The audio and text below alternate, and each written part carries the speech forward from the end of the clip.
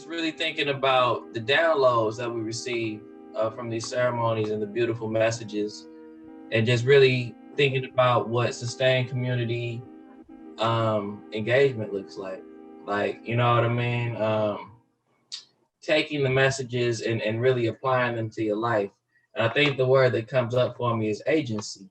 Like, how do we instill the agency of the brothers and sisters that participate in these ceremonies to really feel empowered to make that change and transformation in their lives? And we know it takes work. We know there's no such thing as being quote unquote healed.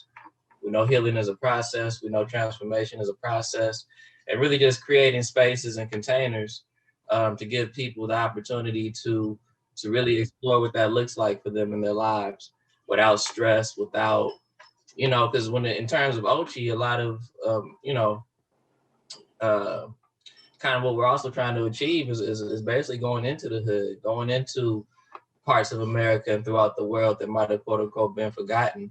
And within those communities, there aren't a lot of resources, right? So when we're opening people up, we also have to consider what's next. What are the next steps if there's no community there to hold them or to process through, a profound experience they might have had. I only say this to say, we've experienced it as Spirit works within our youth work. You know, we might take youth, on beautiful experiences. We might take them to the woods and have them share stories that they might not have shared or had experiences they might not have experienced before. And, what we noticed was youth that had some type of foundation or some type of community to return home to had a different trajectory than those that got open and really didn't have a way to be held through the process when they returned home. Many times they would return home to their abuser or their traumatic situation. So we brought up the question of, are we doing more harm than good, right? So what we suggested and what we started to move towards was the holistic approach. And that's kind of when we moved more towards family engagement as well as community engagement, because what we realized is it's a lot of decolonizing and a lot of unlearning that we have to do. And, a lot of education and we just need time. A lot of our people are just on survival. They don't have the privilege of just being able to sit down and think. But as simple as that sounds, to think of a different way, to imagine a different way. So I would just like to see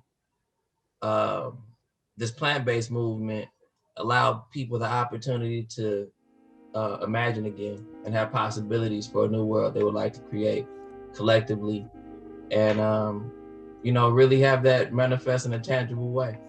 So thank y'all. I hope I didn't take over too much time, Carlos. But give thanks. I get excited, brother. No, and as always, you touch my heart because you speak truth, man. It's beautiful. I just want to lift something up. A question that we asked ourselves early on is, how ethical is it to enable somebody to have these profound experiences with plants and then not have opportunity to heal if they're living in a community with few resources? And what Sizwe speaks to is that we have to carry them all the way through to finding opportunities, jobs, housing, good food, community. And so for the micro business component of this is key to that, because we have to ensure that good jobs are being created in the neighborhoods where we are enabling people to wake from that trauma-based imprisonment for many. So thank you, as always, beautiful.